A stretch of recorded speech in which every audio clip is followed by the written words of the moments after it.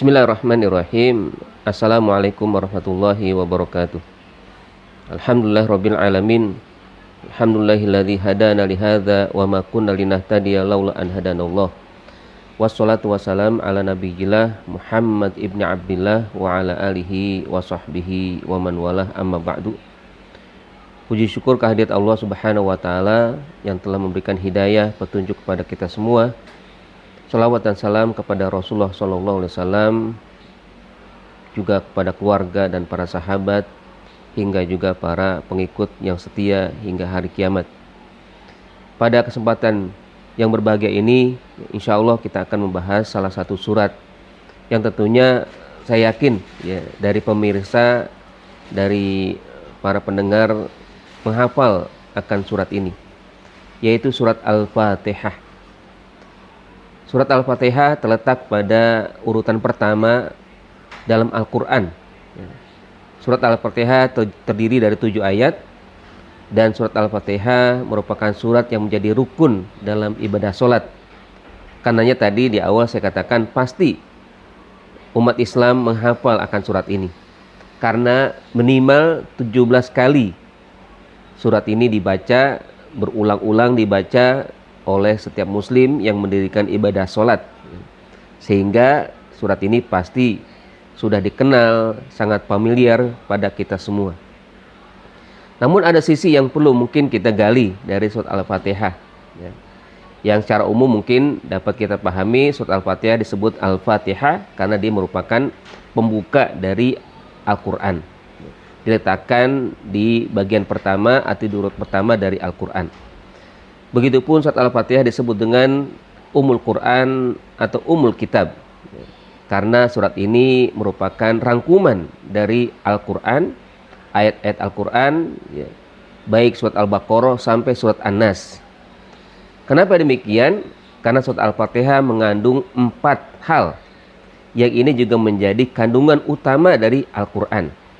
Pertama adalah akidah ya, bahwa Al-Fatihah ayat pertama, ayat kedua, ayat ketiga, ayat keempat itu terkait dengan akidah. Misalkan kita baca Bismillahirrahmanirrahim, Alhamdulillah rabbil alamin, Ar-Rahman Ar-Rahim, Maliki Yaumiddin. Ini artinya mengajarkan kepada kita bagaimana memiliki keyakinan kepada Allah Subhanahu wa taala, keyakinan kepada kekuasaan Allah, keyakinan terhadap ya, maha kuasa Allah Subhanahu wa taala ya.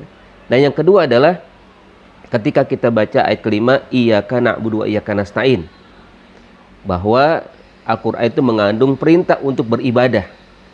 Tugas utama manusia diciptakan adalah beribadah. Wa ma khalaqtul jinna wal insa illa liya'budun.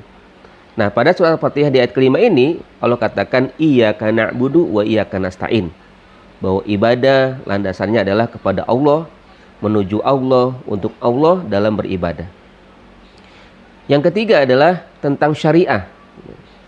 Di ayat ke-6-nya Allah berfirman, Ihdinas shiratal mustaqim, tunjukkan kami ke jalan yang lurus. Hakikatnya adalah bahwa jalan lurus itu adalah syariat. Syariat Allah, syariat yang telah Allah tetapkan, disampaikan oleh para nabi, terutama Rasulullah SAW, itu adalah jalan yang lurus. Jalan akan membawa manusia pada kebenaran, pada surga, dan juga pada keridhaan Allah Subhanahu wa taala.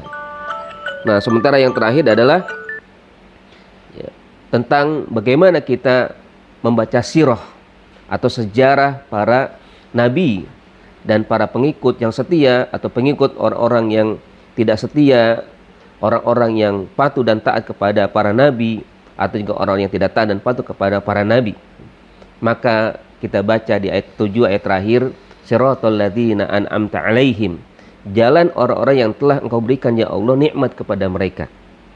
Nah, ini nanti keterangannya ada pada surat An-Nisa, alladzina an'amta 'alaihim minan nabiyyin wasiddiqin wasyuhada wassolihin wa hasuna ulaika rafiqa.